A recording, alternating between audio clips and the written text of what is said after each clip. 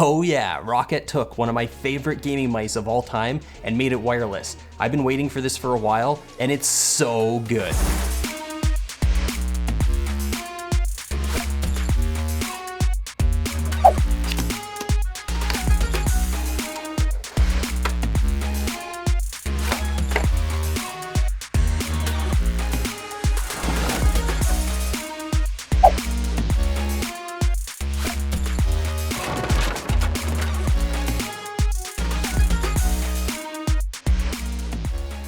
The size and shape of this thing make it perfect for fingertip and claw grips.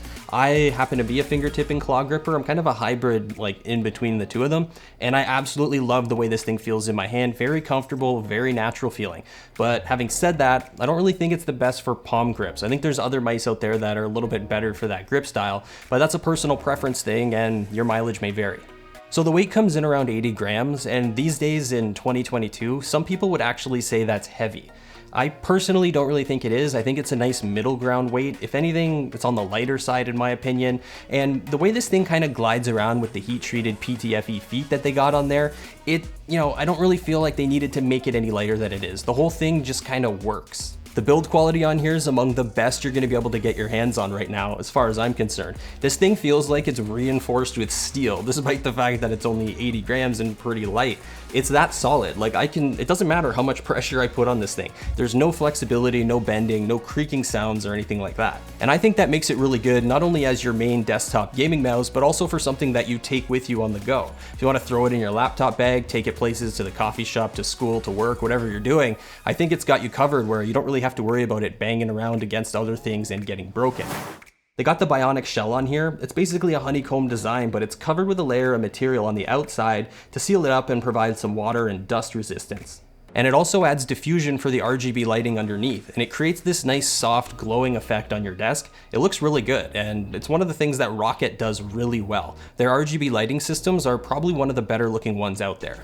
We've got USB-C up front for charging, and it does come with a 1.8 meter long Phantom Flex cable, and it's a pretty nice quality cable, so if you got to play with it plugged in or something like that, you could, although, what's the point if you're buying a wireless mouse? But the cool thing is that it actually supports quick charging, so if you forget to charge it, you can actually just kind of plug it in for 5 minutes and get enough of a boost to get back into your gaming session or whatever you're doing, so that's a pretty cool feature there. And the battery life's rated up to 100 hours, so hopefully you're not really running into low battery issues all that often. Now let's take a look at the buttons on here.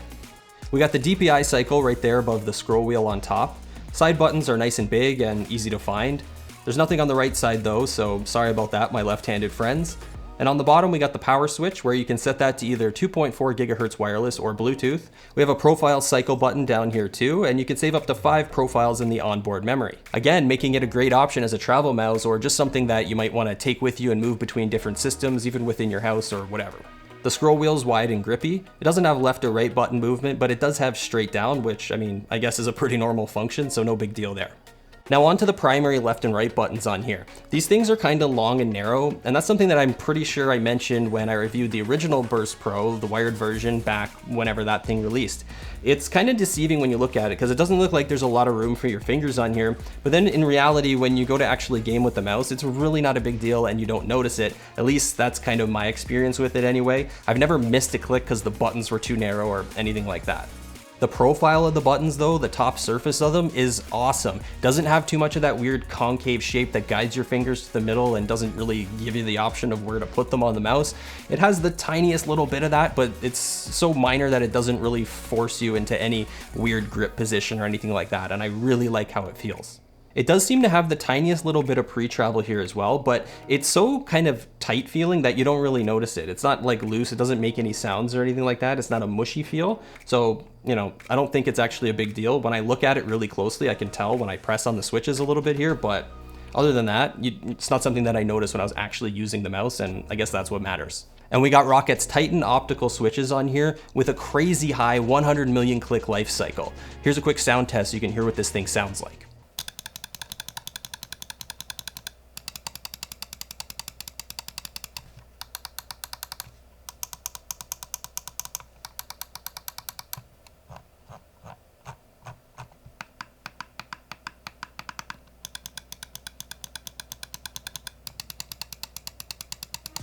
They got their flagship sensor on here. It's the Owl Eye with 19,000 DPI, an adjustable liftoff distance, 50G acceleration, and 400 IPS tracking. It's up there in terms of specs, and it's a flawless performer. It's the same sensor in the mouse that I main, which is the Roccat Kone Pro Air, and I have a ton of experience with it playing all sorts of different games like Apex Legends, Overwatch, CSGO, Cyberpunk 2077, League of Legends, and the list goes on. I've never had any issues with tracking, skipping, or lag, nothing like that, just top tier performance all the way around. It's pretty much as good as it gets for a wireless gaming mouse sensor.